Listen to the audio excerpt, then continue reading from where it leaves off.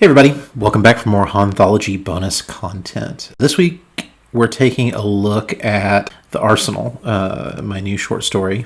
It was a 3-page short, one where basically I think I just wanted to torture myself because I wanted to do a story that really featured, as many panels as I could do on one page.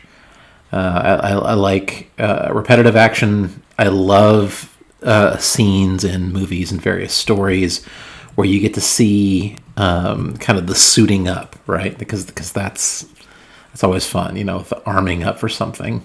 I did that with, a framing sequence of a splash page, a big panel on page 1. Then I did the multiple panel page on page 2, and the third was the big reveal.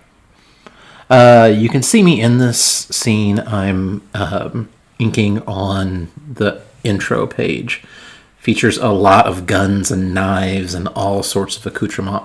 For a long time, I kind of wanted to do something with a character having to face nearly insurmountable odds and having a variety of weapons, but only having like one bullet or 3 bullets or whatever it is in each one, and kind of having to use those to survive using those things. I think I originally had the idea for a scene that I wanted to do in The Leading Man, my Oni story with B. Claymore. But, it stuck with me, this idea that you could, or that you would have to, survive against just craziness, how you would begin to do that. I sort of made a list of weapons, and I had a loose idea of how I wanted to handle it. I wrote this story a little differently. I had the dialogue for the beginning of the story, the first page, and then I had the dialogue really for the end, the narration. And kind of what was in the middle, I knew what I wanted to say, but I kind of needed to figure out, what the weapons were and how many bullets were in them and all this stuff. So I kind of had to play with that a little bit. And then slowly give clues to our character, her identity as it went on. If you have talked about a lot of these stories kind of have a little bit of a twist. I always like to have just like a little something, so it's not just completely straightforward.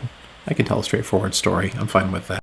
But I wanted to do something that maybe defied your expectations a little bit.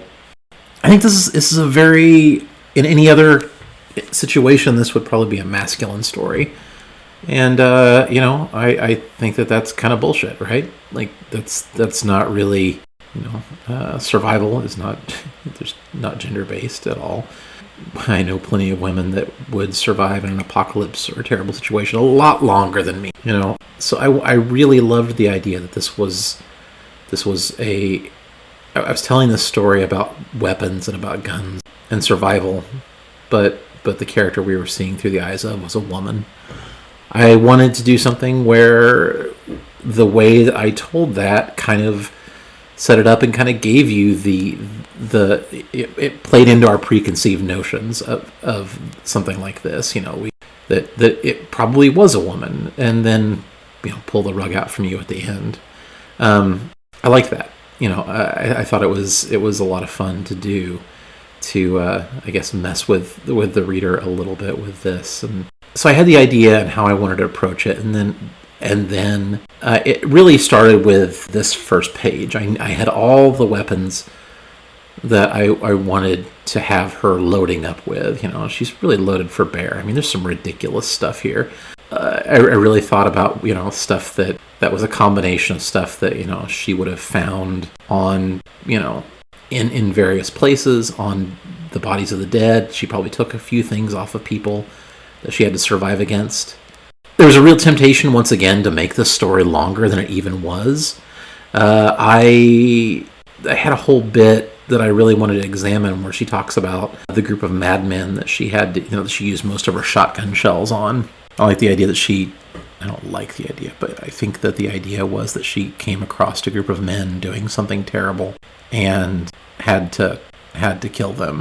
I said madmen in the line was, the madmen she had to deal with. But I don't think that they were the thing. I don't think that they're the thing that they're fighting against, that they're trying to survive against in this world. I think that whatever happened was more of the creatures, whether they're alien or Lovecraftian or zombies or whatever it is, a lot of what I've examined in the Hauntology stories.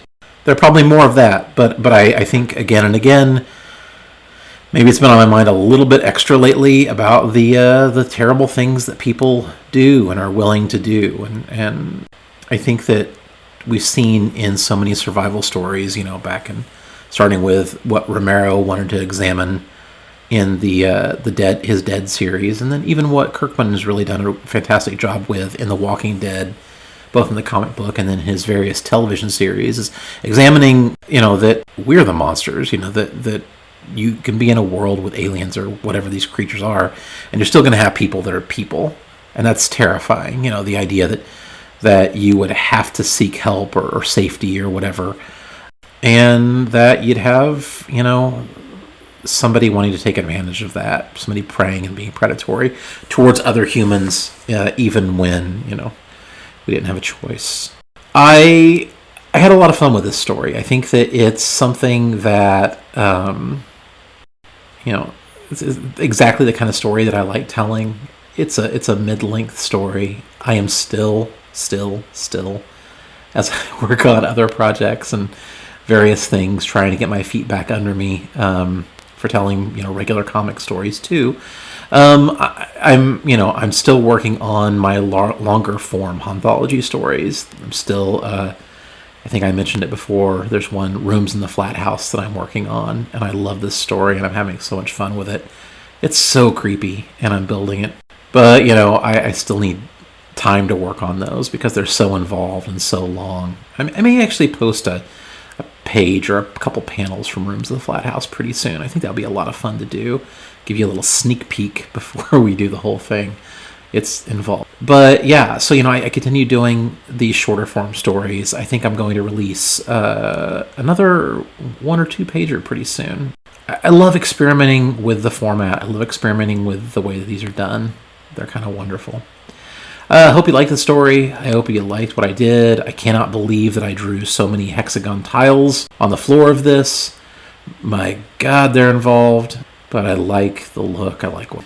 Yeah, so anyway, still having fun with these, even though there's a lot of work that I'm doing. Otherwise, it's a wonderful thing. It's fantastic to be able to tell these stories. This is where my heart is. I love making things. I love the interaction that we have. Thank you so much for, just reaching out, all the comments, everything that you do, that we talk about. It's been fantastic. I love this personal interaction. I love this way of being able to interact with you, my friend fans. I really appreciate it. Have a wonderful time. I don't know if you're listening to this day or night or whatever it is. It's late night for me as I'm doing this. Yeah, so take care. Thank you. I'll see you again on the next one. Have a wonderful, wonderful day.